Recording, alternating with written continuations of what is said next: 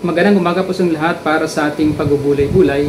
At ang talatang kukunin po natin ay sa Philippians chapter 2 verses 9 to 11. It says, "Wherefore God also hath highly exalted him, and given him a name which is above every name, that in the name of Jesus every knee should bow, of things in heaven, and things in earth, and things under the earth, and that every tongue should confess that Jesus Christ is Lord, to the glory of God the Father." So ang ating pamagat, salamat po sa kadakilaan ni Jesucristo. Alam po natin yan sa Philippians chapter 2 verses 5 to 8. Pinapakita rito yung kapakumbabaan ni Jesucristo at lalo na yung panlalait para sa Kanya. Ngunit pagdating sa verse 9, nasabi rito, "Wherefore God also hath highly exalted him, and given him a name which is above every name." So unang punto rito is ang pinanggalingan ng kadakilaan ni Jesucristo.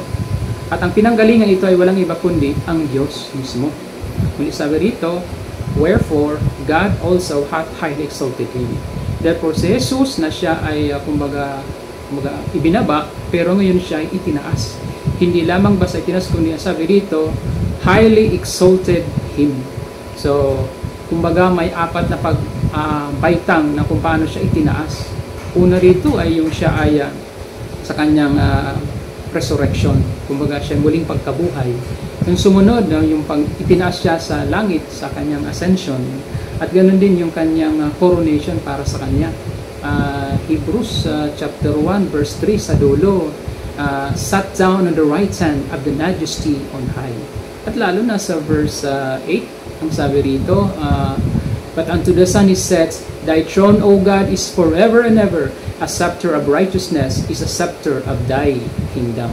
So kung papaanong siya ay binigyan ng korona, kaya ng koronang tinik bilang panlalait pa sa kanya, ganon din yung binigyan siya ng scepter, kaya lang tambo, muli panlalait para sa kanya.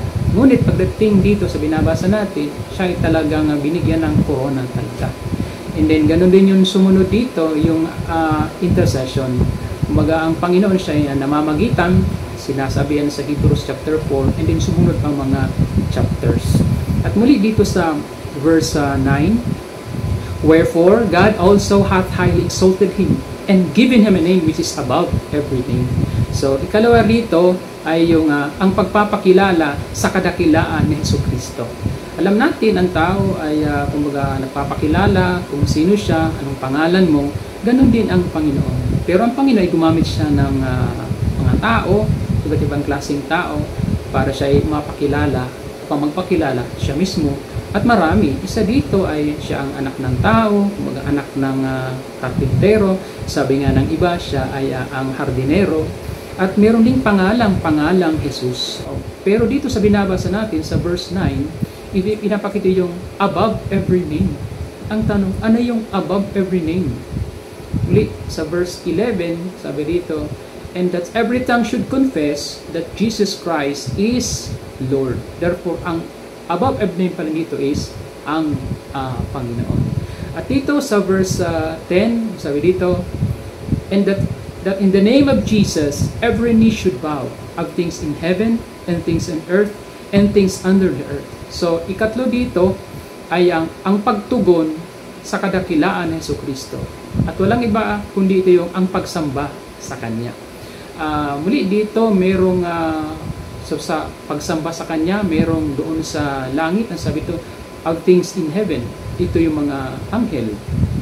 Kaya baga sa Hebrews chapter 1 verse 7, ang sabi dito, "And let all the angels of God worship Him." Ganon din yung mga Kristiyano na nasa langit na kumbaga nagbabaw sa Kanya, nagsasamba sa Kanya. At ganon din yung mga, sabi dito, of things in heaven and in earth, nasa baba. Ito yung mga Kristiyano na dapat magsamba sa Kanya. At ganon din yung sa sumunod dito, of things mga under the earth. Ito namang kumaga nasa, sabi nga, sa hell, kumaga nasa impyerno. Ito yung mga fallen angels. At ganon din yung mga kumaga hindi naniniwala sa Kanya. Ngayon pagdating sa verse 11, sabi dito, "And that every tongue should confess that Jesus Christ is Lord." So walang magagawa talaga. Sabi nga, every tongue, lahat na kumbaga sabi nga by choice or by force na walang magagawa kundi magsamba sa Kanya. Tama yung sinasabi din sa Isaiah chapter 45 verse 23, yung sinasabi ditong every knee shall bow, every tongue shall swear. And then sa dulo, yung sabi ditong to the glory of God the Father. So pang-apat at panghuli dito is ang panukala ng kadakilaan ni Jesucristo. Yung panukala o kaya layunin. At ang panukalang ito ay ang kumbaga yung kaluwalhatian para sa Diyos. Ang sabi dito, to the glory of God the Father. Therefore, ang Ama, kapag nalaman niya na ang mga tao na si Jesus ay sinasamba, nagbibigay ito ng kaluwalhatian sa Diyos, sa Ama. Sabi niya, kumbaga natutuwa siya. Therefore, nararapat lamang na talagang lahat ay magsamba para sa Kanya. Muli itong inaaral natin ito, nagbibigay ito ng practical lesson na kung paano ang Panginoon ay nagpakumbaba, siya naman ay itinaas ng Diyos. Therefore, ganun din ang Kanyang mga anak. Maraming salamat po. Tayo po ay manalangin na Ama, maraming salamat muli sa oras na ito. Salamat po sa iyong salita. Salamat po sa ginawa ng Panginoon. Siya kung paano siya ay nagpakumbaba, siya ay kumbaga pinakila. Narapat lamang na kami ay laging magpakumbaba din at magsamba sa iyo, Panginoon, para magbigay ito ng kalwalatian sa Ama, sa Diyos. Maraming salamat muli. Muli pong dinadalangin namin in Jesus' name. Amen.